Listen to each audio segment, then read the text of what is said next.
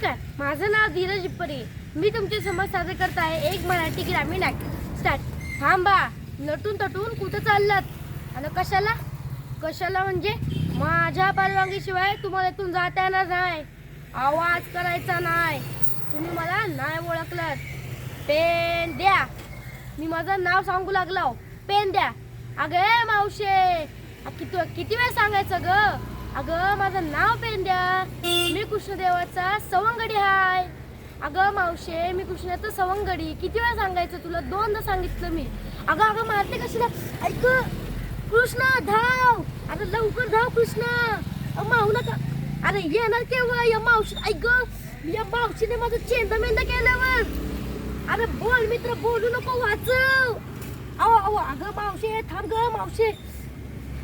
ऐक हे बघ, सगळं अंग दुखू लागलंय, पण तू यायला उशीर का लावलंस बरं?